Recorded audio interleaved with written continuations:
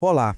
Hoje a gente vai mergulhar numa história sobre um plano de ambição, assim, quase inimaginável. Uma aposta gigantesca que prometia fazer uma das maiores igrejas do Brasil crescer como nunca. Mas que, no fim das contas, acabou acendendo uma briga interna que quase dividiu tudo. 50 milhões! Para pensar nesse número. É mais do que a população de muitos países. O que faz uma organização mirar num alvo tão absurdo? Para a Igreja Assembleia de Deus no Brasil, isso não era só um sonho, não. Era um plano de batalha para uma década inteira. Um plano que, no fim, ia acabar mostrando as rachaduras mais profundas dentro da própria igreja. Então, para a gente entender de onde veio essa ambição toda, a gente precisa voltar no tempo, lá para o Brasil dos anos 90. E olha, o cenário religioso da época não tinha nada de calmo. Era um mercado super competitivo, um verdadeiro campo de batalha pela fé das pessoas. De uma hora para outra, igrejas enormes e já estabelecidas, como a Assembleia de Deus, não estavam mais sozinhas. Começaram a surgir concorrentes novos, muito mais dinâmicos, com uma presença forte na mídia. A disputa pela atenção e pela lealdade dos brasileiros estava pegando fogo. E a velha guarda, bom, ela estava perdendo espaço. E é aqui que a gente entende o X da questão. De um lado, você tinha a gigante estabelecida, a Assembleia de Deus, com suas regras super tradicionais sobre como se vestir, sobre o que fazer, os famosos usos e costumes, que podiam proibir coisas como ir ao cinema ou uma mulher usar maquiagem.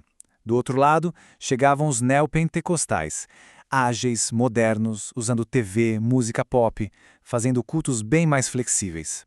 O recado era claro, a Assembleia de Deus estava ficando para trás.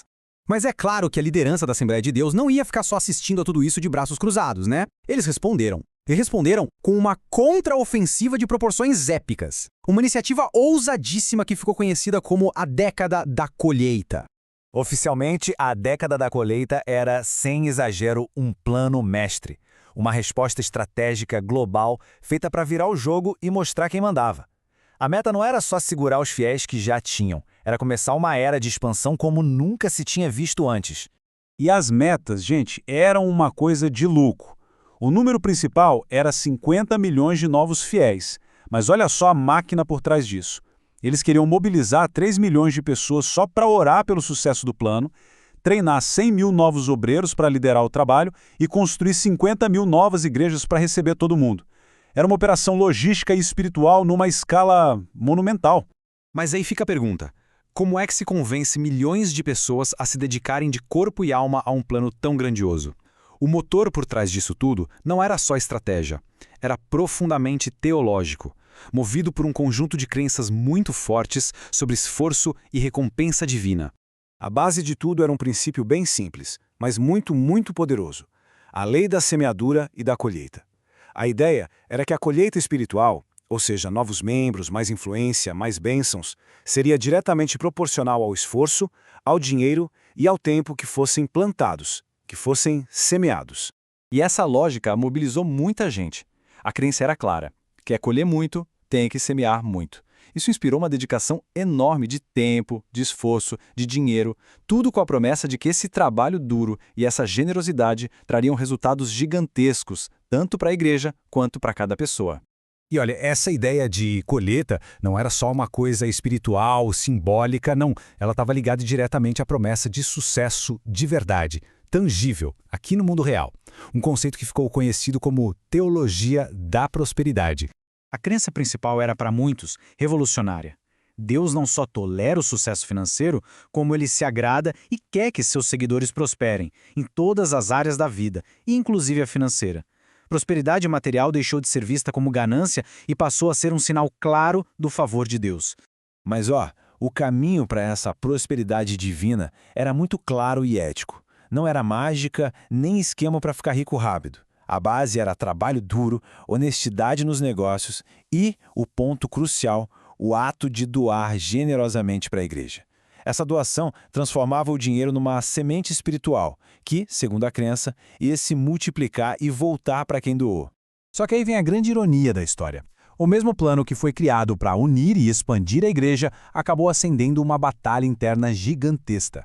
Uma verdadeira guerra cultural começou a acontecer, não contra os inimigos de fora, mas dentro de casa.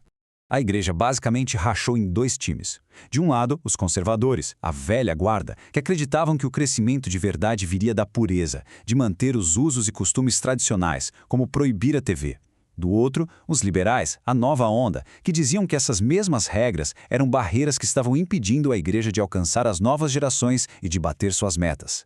O lado liberal falava com um senso de urgência, sabe? Para eles, as regras antigas não eram sagradas, eram obsoletas, estavam engessando a igreja. O argumento era que a instituição precisava se adaptar, e rápido, para não virar peça de museu e conseguir cumprir sua missão numa nova era. Só que a resposta dos conservadores vinha com a mesma paixão. Para eles, manter regras rígidas de vestimenta e comportamento não era sobre ser antiquado, era uma questão de honra, de respeito a Deus. A pureza e a santidade não eram obstáculos, eram a chave para atrair a bênção divina e, portanto, o único jeito de ter um crescimento de verdade. E no fim, tudo se resumia a essa pergunta, que é quase existencial. Para alcançar um crescimento nunca antes visto, seria preciso sacrificar a identidade que definiu a igreja por décadas. Para crescer, é preciso mudar quem se é? Uma pergunta sem resposta fácil. No final das contas, quando a poeira da década da colheita finalmente baixou, o legado desse projeto tão ambicioso não foi uma resposta simples. Foi, ironicamente, uma colheita de perguntas bem complexas sobre fé, identidade e o preço real da ambição. E é essa tensão que fica no ar. A década da colheita foi, sim, uma demonstração impressionante de visão e de mobilização. Mas ela também deixou claro o conflito eterno entre preservar as raízes do passado e se adaptar para sobreviver no futuro. Quando a fé mira tão alto, o que é que se colhe de verdade no final? A resposta talvez seja a própria jornada, e não o destino.